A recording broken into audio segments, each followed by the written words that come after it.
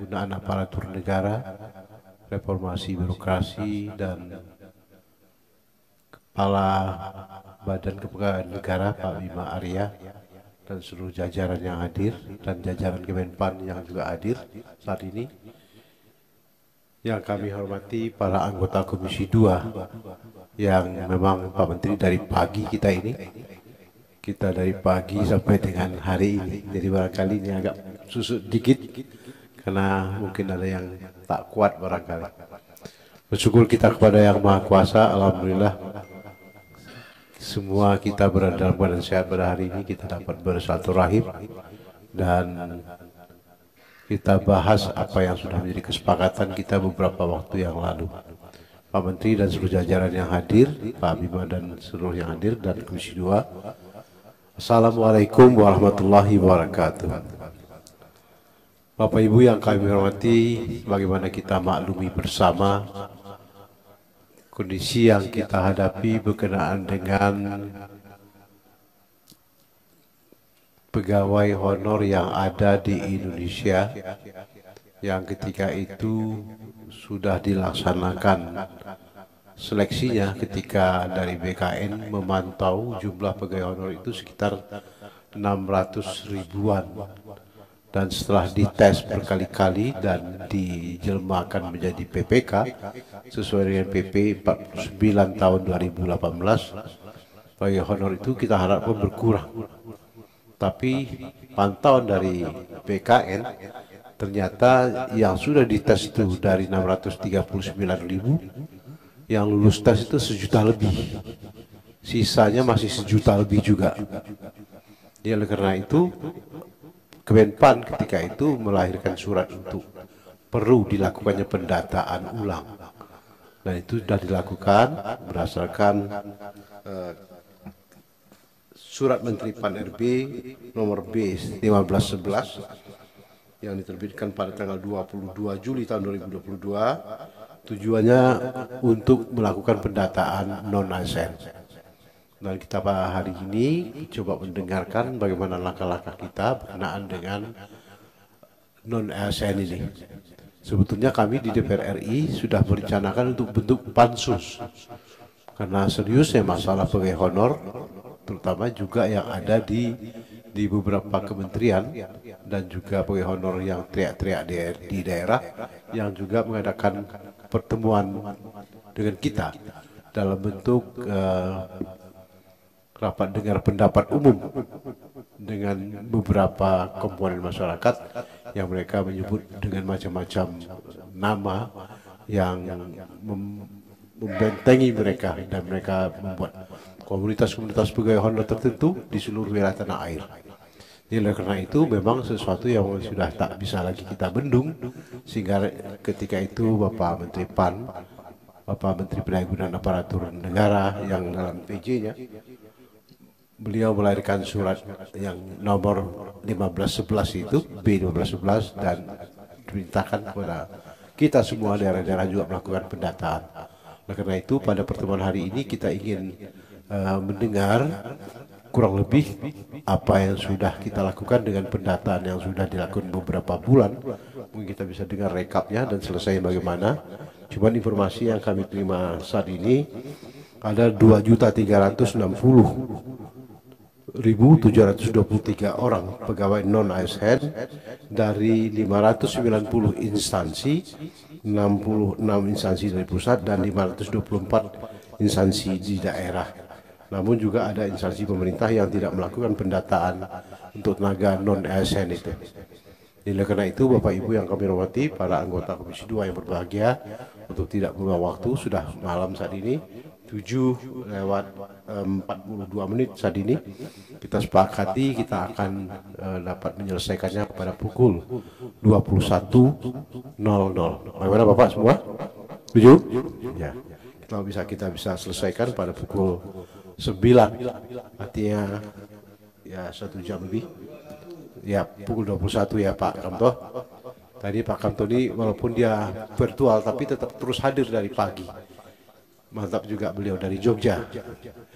Baik Bapak Ibu yang kami hormati, itu tidak buang waktu, kita buka pertemuan kita pada hari ini Dan selanjutnya kami persilakan Pak Zul Anas, Pak Menteri Pan-RB untuk menyampaikan beberapa hal yang mungkin akan didalami oleh para anggota nantinya. Kami persilakan Pak Zul Anas. Terima kasih. Selamat malam. Bismillahirrahmanirrahim. Assalamualaikum warahmatullahi wabarakatuh. Om Swastiastu, Namo Buddhaya, salam kebajikan.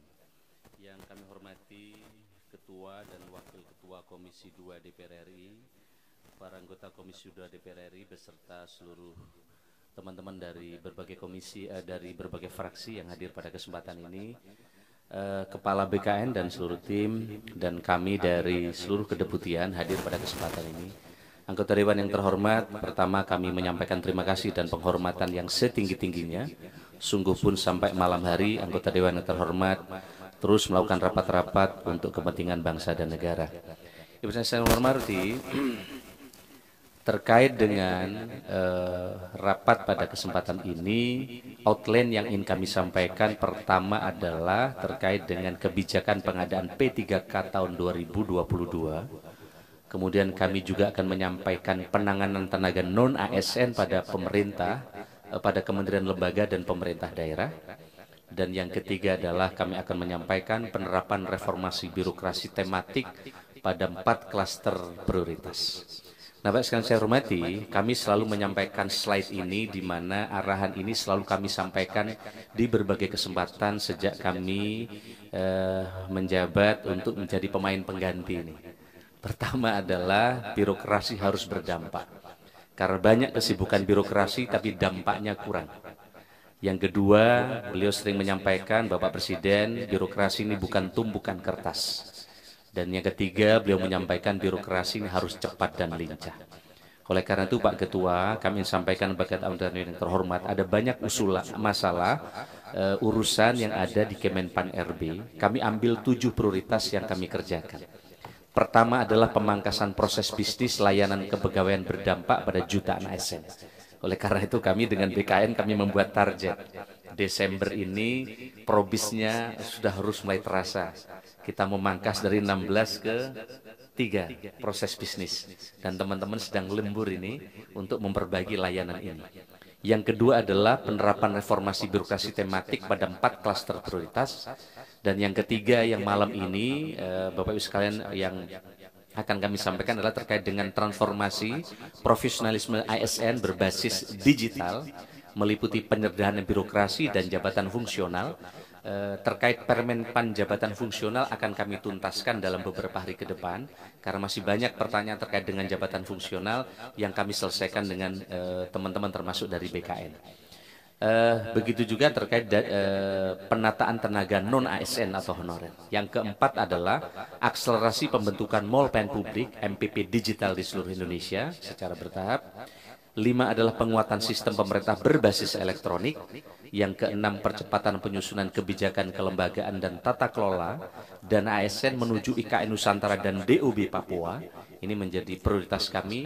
Dan yang ketujuh adalah transformasi sistem pendidikan ASN untuk mendukung percepatan reformasi birokrasi. Begitu juga terkait Bloomberg menyatakan 4 besar ekonomi di 2050 ini terus menjadi slide kami supaya SDM kami dipersiapkan dengan baik dari hari ini. Meskipun kita menghadapi dilema-dilema yang berat. Di satu sisi kita dihadapkan pada kompetisi dunia yang semakin kompetitif. Perlu birokrasi yang berkelas dunia, yang digitalized, yang punya kemampuan daya saing yang tinggi untuk memberikan pelayanan yang cepat.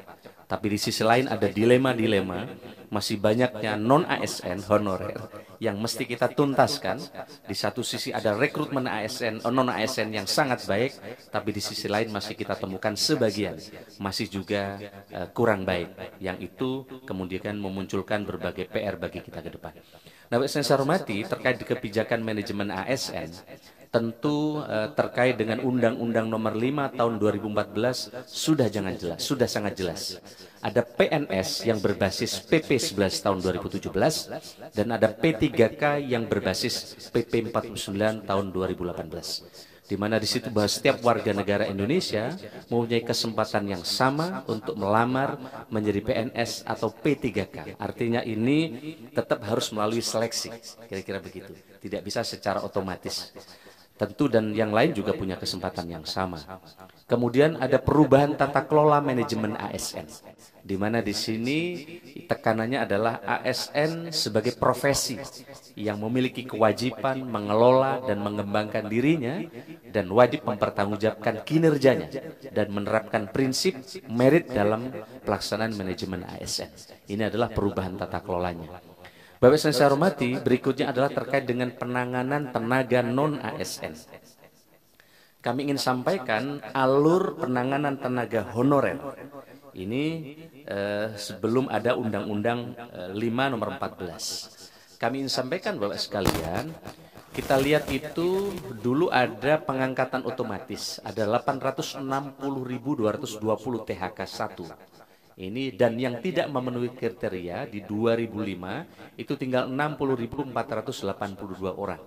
Itu di 2007. Kemudian didata ulang di 2012 ya. Pendataan di luar kriteria PP 48 2005 terdapat afirmasi dengan penurunan passing grades. Mengikuti seleksi di 2013 dan tidak lulus jumlahnya 438.000. Kita lihat di situ. Kemudian 2018 ada seleksi dan sejak itu ada seleksi. Kemudian sisa XTHK 2 ada 444.000. Ya, terdapat larangan pengangkatan PNS sejak tahun 2018. Nah, di 2019 itu ada seleksi THK 2 ya, lulus 35.361, sisanya 410.000. Seleksi P3K bagi dosen dan tenaga pendidik di PTNBB itu 2.854 dan penyuluh pertanian itu 11.590. Nah, Pak sekalian kami hormati, di 2019 ini mestinya sisanya 410.000 mestinya Pak Ketua. Kemarin kita data ulang ternyata bukan 410.000 jadinya. Yang Bapak sebutkan tadi ternyata jumlahnya menjadi 2.360.723 orang. Nanti akan kami jelaskan di belakang. Tapi data ini tidak otomatis orang akan diangkat menjadi ASN. Jadi ini bagian dari pendataan untuk melihat potensi, kira-kira begitu. Nah, Bapak saya hormati, berikutnya adalah terkait dengan kriteria jumlah tenaga honorer yang diangkat PNS. Tadi sudah kami sampaikan, awalnya sama Bapak sekalian, yang 920.000 itu didata, sisanya tinggal 60.000. Tapi begitu didata ternyata bukan 60.000 tapi menjadi 11 kali lipat. Jadi selalu bertambah. Kira-kira begitu. Nah, begitu juga jumlah tenaga honorer yang diangkat di PNS di tahun 2012. Ini penjelasan dari yang pertama tadi. Nah, Bapak sekalian saya hormati, total yang diangkat tahun 2005 sampai 2014 adalah 1.070.092 orang. Ini totalnya. Di 2018 itu sudah ada PP nomor 49. Next. Jadi sekali lagi kami ingin sampaikan ini bukan dari Menpan. Ya. Kami akan membacakan saja bahwa ada pelarangan pengangkatan pegawai non-PNS dan atau non-P3K oleh PP 49 2018. Sekali lagi ini bukan dari Menpan tapi dari PP. Dari PP nomor 49 tahun 2018. Bunyinya adalah satu di dalam PP itu, PPK dan pejabat lain di lingkungan instansi pemerintah dilarang mengangkat pegawai non-PNS dan atau non-P3K untuk mengisi jabatan ASN. Ini bunyi PP 49. Bunyi PP 49 yang kedua, PPK dan pejabat lain yang mengangkat pegawai non-PNS dan atau non-P3K untuk mengisi jabatan ASN dikenakan sanksi sesuai dengan ketentuan peraturan perundang-undangan. Dan bunyi PP 49 yang ketiga adalah bagi pegawai non-PNS yang saat ini masih aktif bekerja di instansi pemerintah diberikan masa transisi 5 tahun sejak PP nomor 49 tahun 2018 diundangkan. Artinya sejak 5 tahun lalu, sejak tahun 2018 telah diberi waktu transisi untuk 5 tahun. Nah, status sebagaimana dalam jabatan tidak boleh dilaksanakan oleh non-ASN terhitung mulai tanggal 28 November 2023. Ini bunyi PP nomor 49 tahun 2018. Nah, Bapak sekalian kami hormati, lalu langkah-langkah yang telah dilaksanakan apa oleh Kemenpan bersama teman-teman termasuk dengan BKN. Satu, kami menggelar rapat koordinasi penyelesaian tenaga non-ASN di lingkungan pemerintah daerah dilaksanakan pada tanggal 24 Juni 2002 dihadiri oleh seluruh sekretaris daerah, provinsi, kota, kabupaten, asosiasi pemerintah kota seluruh Indonesia, APEKSI, dan asosiasi pemerintah kabupaten seluruh Indonesia. Dua, kebijakan pengadaan P3K guru, tenaga kesehatan dan penyuluh keluarga berencana. Kemudian kami juga melakukan rapat koordinasi pendataan non-ASN bersama Badan Kepegawaian Negara di lingkungan instansi pemerintah pada tanggal 24 Agustus 2022. Kemudian Kemenpan RB terus mendorong kebutuhan P3K pada instansi pusat maupun daerah melalui kegiatan coaching klinik serta pembukaan atau perpanjangan masa pengisian usulan kebutuhan P3K. Nah, next, ini kami juga sudah mengeluarkan penataan tenaga non-ASN, tujuan untuk pendataan. Kemudian kami juga ngirim surat terakhir 30 September non-ASN untuk diverifikasi dan validasi, di mana data tenaga non-ASN melalui uji publik, sehingga datanya kemudian berkurang kurang lebih 100.000, tapi sebagian nanti kami akan jelaskan di belakang. Nah, instansi yang belum menyampaikan SPTJM hingga masa uji publik, karena sebelumnya Satker bisa langsung ngirim data. Nah, kemudian kami kirim surat agar ada yang disebut dengan SPTJM hingga masa uji publik ditutup.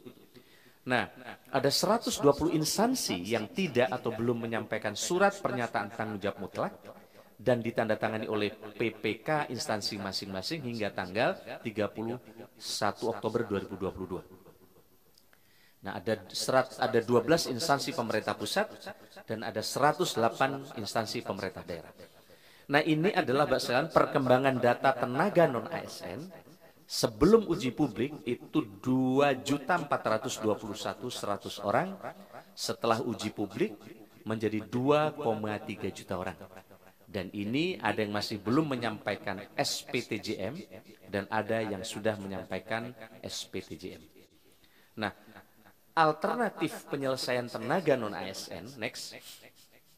Nah, Bapak sekalian kami hormati, jadi terkait dengan banyaknya tenaga non-ASN ini ada opsi pertama itu diangkat seluruhnya menjadi ASN. Tentu beban negara akan sangat berat. Kita menghadapi tantangan kalau diangkat seluruhnya karena kualifikasi dan kualitasnya kita belum tahu. Ada sebagian kualitasnya sangat bagus, tapi ada juga kualifikasinya belum sesuai dengan kriteria yang dibutuhkan. Yang kedua opsinya adalah diberhentikan seluruhnya. Namun jika diberhentikan seluruhnya, tentu akan mengganggu pelayanan publik. Karena banyak sekali ASN yang masa pensiunnya sudah tiba, belum ada yang menggantikan di sektor-sektor layanan publik itu. Terutama di sektor guru dan nakes. Atau yang ketiga, kita angkat sesuai dengan skala prioritas. Nah, prioritas ini kita rumuskan, kemudian kita lakukan langkah-langkah afirmasi untuk pengangkatan bagi non-ASN yang ada dalam kriteria ini. Seperti pendidikan dan kesehatan yang tahun ini menjadi skala prioritas kami.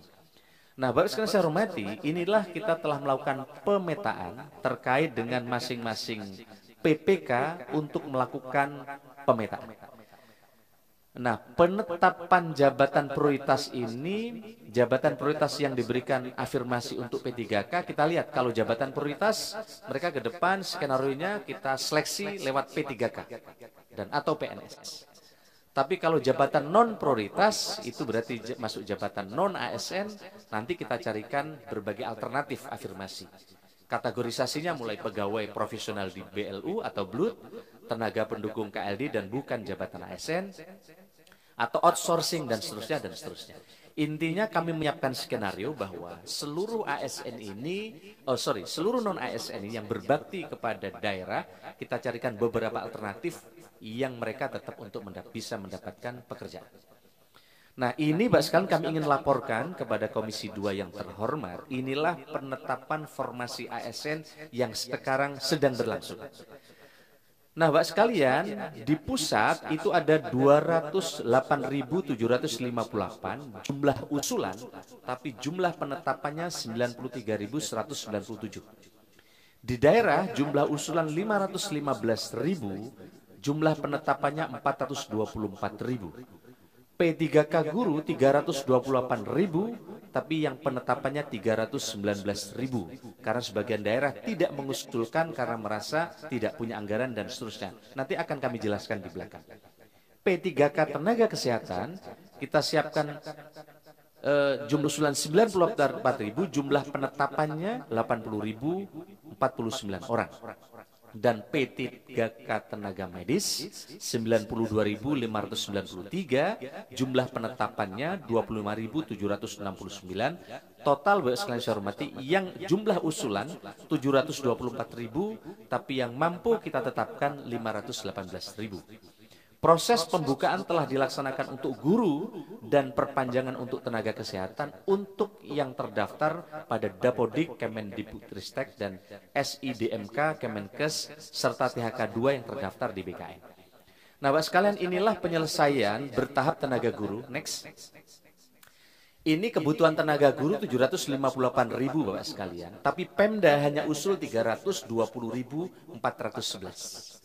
Jadi Pemda tidak mengusulkan sebagian karena berbagai faktor. Ada juga yang telah ditetapkan baru Pemda banyak yang usul ke kami, tapi sudah ditutup prosesnya.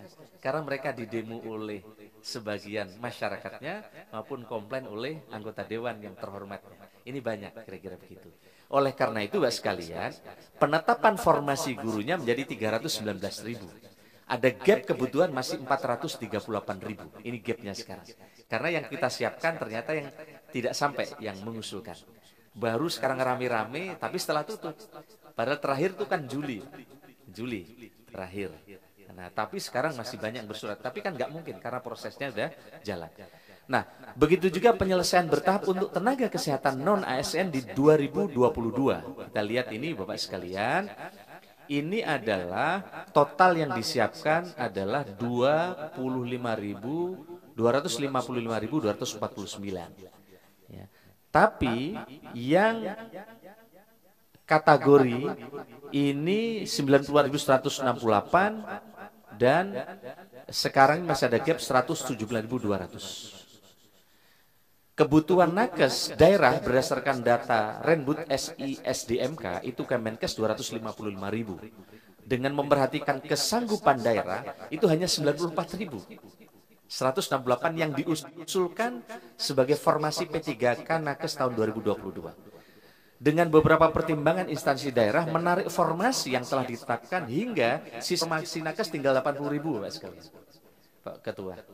Dari yang kita sebut. Nah, gap kebutuhan nakes 2022 dengan formasi yang telah ditetapkan sebesar 179.200. Nah, ini Bapak sekalian beberapa hal terkait dengan soal tenaga non ASN. Nah, ke depan tentu kita mesti fokus juga untuk menyiapkan berbagai hal. Highlight saja Bapak sekalian, maka di Kemenpan RB juga sekarang telah menyiapkan RB tematik supaya kita fokus ke depan untuk melakukan beberapa target reformasi birokrasi. Fokus kita di RB pengentasan kemiskinan. Tata kelola kita targetkan KLPD ini lebih fokus sehingga dampaknya kelihatan. Karena kalau RB-nya tidak fokus, dampaknya nggak kelihatan. Nah, kalau dampaknya kelihatan, mestinya kemiskinannya turun. Yang kedua, RB peningkatan investasi. Kalau tata kelolanya bagus, investasi akan tumbuh, lapangan pekerjaan akan tersedia. Begitu juga digitalisasi di administrasi pemerintahan. Kalau digitalnya jalan, pasti pelayanannya akan lebih cepat, lebih murah, dan akan lebih transparan. Dan yang terakhir, terkait dengan RB percepatan prioritas aktual Presiden, yaitu fokusnya di inflasi dan belanja produk dalam negeri. Nah, ini adalah kita potret misalnya anggaran 431 triliun next itu hanya mampu menurunkan kemiskinan 0,6%. kegiatan di 16 KL. Padahal Presiden punya prioritas penanganan kemiskinan. Nah, RB kita tidak memberikan bantuan uang, tapi kita akan cek tata kelola penganggarannya. Jangan sampai anggaran kemiskinan banyak, tapi tidak fokus dan seterusnya. Kami kira ini, Mbak sekalian, dan penjelasan berikutnya nanti jika ada hal-hal yang perlu pendalaman, kami akan sampaikan slide berikutnya. Kami kira ini, Bapak Ketua dan pimpinan Komisi 2 DPR yang kami hormati, dan seluruh anggota Dewan yang kami hormati. Terima kasih, selamat malam. Assalamualaikum warahmatullahi wabarakatuh. Om Santi, Santi, Santi Om, Namo Buddhaya, salam kebajikan. Terima kasih Pak Menteri, Pak Abdul Azwar Anas yang sudah menyampaikan pandangan ke depan tentang langkah-langkah kita untuk status pegawai yang ada, terutama untuk non-ASN dan P3K. Nanti kita lakukan pendalaman. Berikut kita dengarkan apa yang akan disampaikan oleh Badan Kepegawaian Negara. Pak Bima, akan bersilakan. Terima kasih Bapak Pimpinan. Bismillahirrahmanirrahim. Assalamualaikum warahmatullahi wabarakatuh. Selamat malam, salam sejahtera untuk kita semua. Om Swastiastu, Namo Buddhaya, salam kebajikan. Yang terhormat pimpinan dan para anggota Komisi 2 DPR RI, yang terhormat Bapak Menteri Pan RB beserta jajaran, dan para hadirin yang berbahagia. Puji dan syukur kehadirat Tuhan Yang Maha Esa, hari ini kami dapat bersilaturahmi pada rapat kerja dan rapat dengar pendapat antara Komisi 2 DPR RI dengan Kementerian Pan RB dan BKN. Pada kesempatan ini kami mengucapkan terima kasih atas dukungan, saran, dan masukan dari Komisi 2 yang disampaikan selama ini. Pimpinan dan anggota Komisi 2 yang saya hormati, sesuai dengan agenda rapat pada hari ini, kami akan menyampaikan mengenai pendataan tenaga non-ASN. Kami awali dengan statistik ASN pada saat ini. Kalau kita melihat statistik ASN pada saat ini, jumlah PNS ada 3,9.556.018 orang. Sedangkan PPK yang sekarang ini sudah bekerja, sudah ditekan nomor induknya sebesar 359.163. Dari jumlah total itu, 54%-nya adalah wanita, sedangkan 46% adalah pria. Kalau kita melihat dari sisi usia, maka yang terbesar itu adalah PNS ASN yang berusia antara 51 sampai 60 tahun. Ini bulknya, jumlahnya paling besar, 1.494.994 orang. Pendidikan ASN, kalau kita melihat SD, SMP, SMA ini juga masih banyak. Di dalam ASN ini, yang SD masih ada 16.329, yang SMP juga masih ada 32.563. Kemudian yang pelaksana ini juga masih besar. Jadi 38% dari total ASN kita adalah pelaksana. Jadi ini gambaran ketimpangan yang ada dalam statistik ASN kita. Berikutnya. Ini adalah sebaran untuk tenaga guru dan tenaga kesehatan yang sekarang ada. Jadi semakin gelap warnanya, itu semakin banyak. Jadi kalau kita lihat tenaga guru di Jawa dan tenaga kesehatan di Jawa itu jumlahnya lebih besar. Akan tapi ini bukan berarti ketidakseimbangan. Karena kalau kita melihat jumlah yang gelap di Jawa itu melayani lebih banyak orang daripada misalnya jumlah yang terang di Papua. Kalau di Jawa, ASN itu melayani satu orang ASN 50 sampai 70 orang. Sedangkan di Papua hanya melayani 10 orang. Jadi ini bukan berarti ketidakseimbangan, tapi distribusi yang memang tergantung dari jumlah populasinya. Berikutnya. Ini tadi sudah disampaikan oleh Pak Menteri, jadi dari awal tenaga honorer K2 itu 648.462.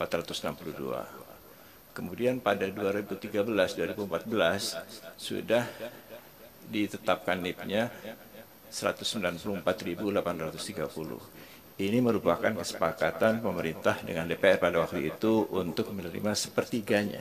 Jadi angka itu adalah angka yang telah disepakati bersama. Di tahun 2018 masih ada sisa yang ditetapkan NIP-nya sampai tahun 2020. Jadi ada sisa tenaga honorer K2 410.010 orang. Nah, kemudian pada tahun 2021 juga telah diterima tenaga honorer K2 yang mengikuti seleksi P3K guru. Jadi ada 51.492. Dari yang mengikuti itu, yang lulus passing grade-nya ada 31.050 orang. Sedangkan yang ditetapkan NIP-nya 30.001 orang. Nah, jadi sisa tenaga honorer K2 saat ini ada 378.880 orang. Berikutnya. Nah, kalau kita melihat tren pensiun dan penerimaan, maka memang pemerintah masih memegang zero growth. Tapi zero ini tidak nol persis. Jadi masih ada secara keseluruhan ASN kita masih tumbuh 2,1%. Ada tambahan 22.481 orang yang masuk dalam kurun waktu 2014 sampai 2021. Berikutnya lagi. Nah, ini adalah pendataan yang sekarang ini kita lakukan. Jadi pada penutupan pendaftaran pada tanggal 22 Oktober, jumlah yang terdaftar ada 2,421 juta orang. Tenaga honorer K2-nya ada 180.797 orang. Ini memang akan menjadi pertanyaan, kenapa angka 378.000 itu yang mendaftar tenaga honorer ada 180.797. Ini kami belum melakukan analisis, hanya melihat data saja. Jadi ada diskrepansi data sekitar 200.000 orang di sana. Sedangkan non-ASN ini adalah tenaga honorer yang baru yang tidak terdapat dalam database, itu jumlahnya 2.240.303. Yang melakukan pendaftaran itu 67 instansi pusat dan 533 instansi daerah. Kemudian pada tanggal 31 Oktober, kami minta penyampaian surat pertanggungjawaban mutlak setelah uji publik yang telah menyampaikan 55 instansi pusat dan 425 instansi daerah, sedangkan yang belum menyampaikan ada 12 pusat dan 108 daerah. Ini jumlahnya agak sedikit turun, 2.360.723. Berikutnya. Nah, kalau kita lihat data-data tersebut berdasarkan pendidikan, maka yang pendidikannya SD SMP itu dari data yang belum ada SPTJM-nya ada 837.262. Nah, ini kami khawatir mereka tidak ada tempatnya di dalam formasi ASN. Sedangkan yang tidak menyampaikan ijazah, jadi belum ada ijazahnya, itu tidak ada dokumen ijazahnya, ada 2.847 orang.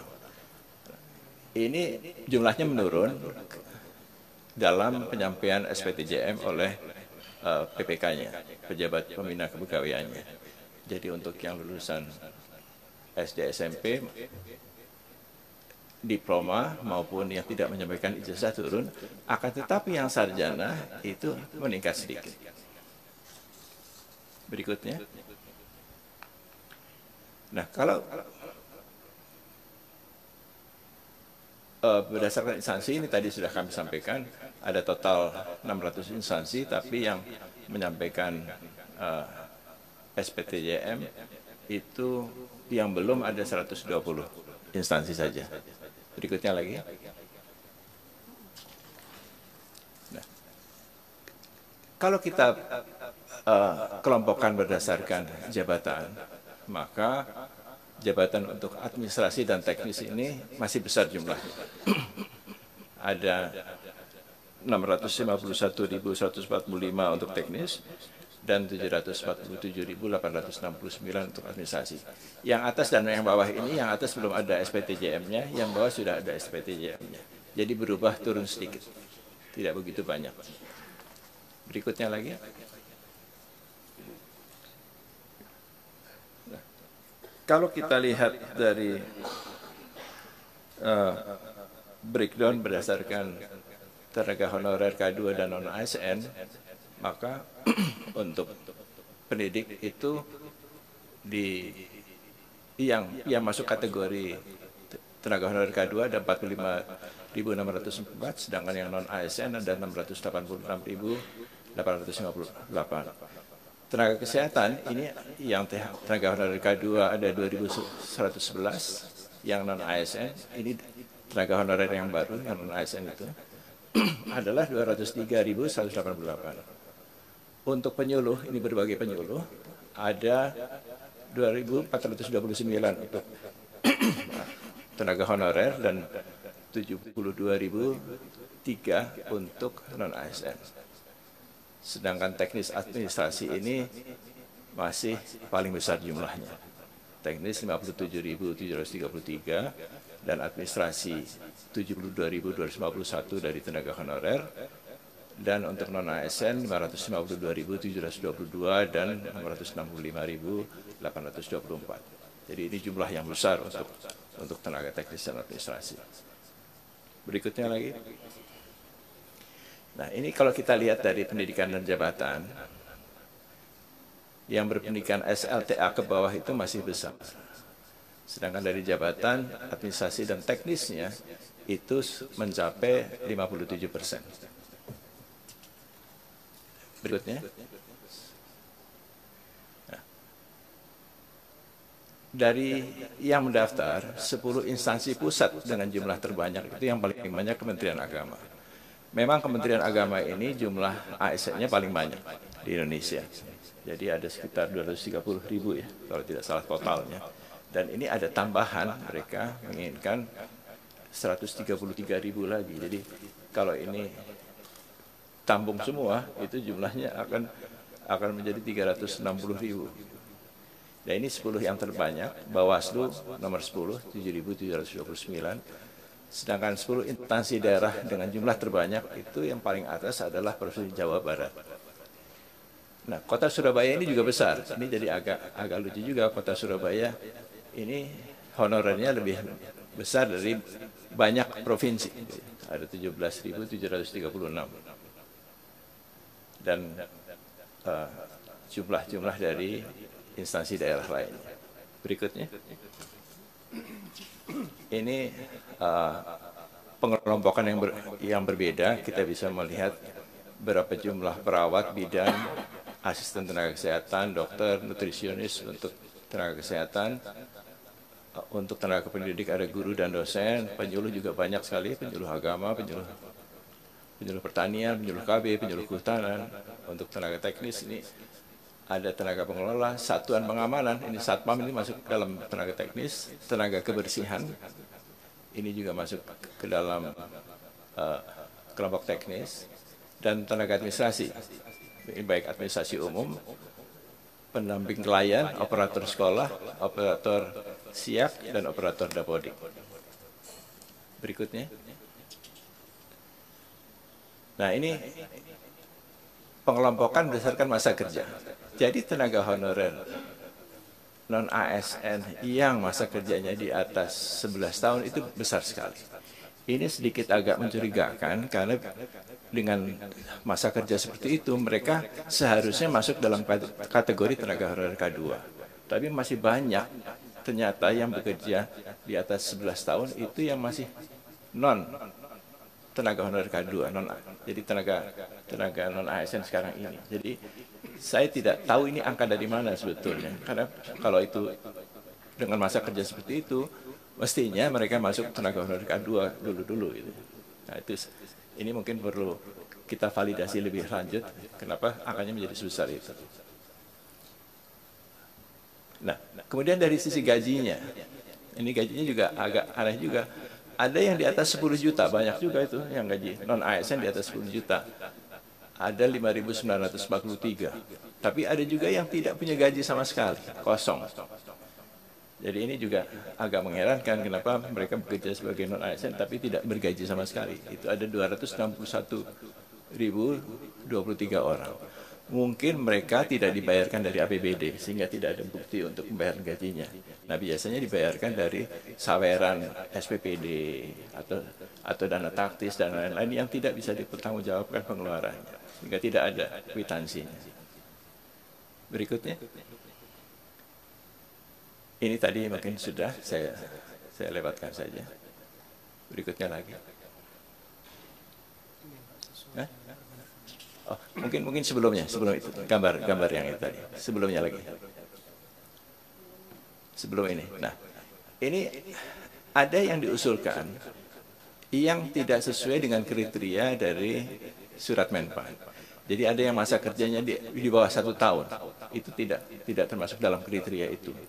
Itu ada 8.159. Kemudian juga ada yang usianya di atas 56 tahun. Itu juga tidak termasuk dalam kriteria surat. Itu ada 1.599 orang. Ada yang usianya masih sangat muda, di bawah 20 tahun. Itu juga tidak termasuk di dalam kriteria itu. Karena kalau kita asumsikan lulus SMA 18 tahun, maka untuk P3K itu dia harus memiliki masa kerja 2 tahun. Jadi usianya harus di atas 20 tahun. Jadi itu ada 189 orang. Jadi itu jumlah-jumlah kelompok-kelompok yang mungkin bisa kita hilangkan dari database ini. Berikutnya. Ini beberapa instansi yang tidak mengusulkan. Jadi di pusat ini ada 14 instansi, sedangkan di Papua, bukan di Papua Barat, di Papua 4 provinsi, sekarang menjadi 4 provinsi, waktu itu hanya 1 provinsi, itu tidak mengusulkan karena tenaga honorernya sudah mendapatkan formasi P3K secara khusus tahun lalu. Jadi sekarang ini sedang tes mereka, dan karena mereka sudah ikut tes semua, maka tidak memiliki lagi tenaga honorer. Berikutnya, yang terakhir. Nah, dari data itu kami melihat banyak data yang belum sepenuhnya menggambarkan data sebenarnya. Banyak yang mungkin merekayasa data itu. Jadi ini mungkin perlu pendalaman lebih lanjut, dan masih banyak 120 instansi yang belum menyampaikan surat pertanggungjawaban mutlak. Kemudian banyak juga instansi-instansi yang walaupun datanya sudah kami sampaikan tidak memiliki kriteria, tapi tetap saja diusulkan.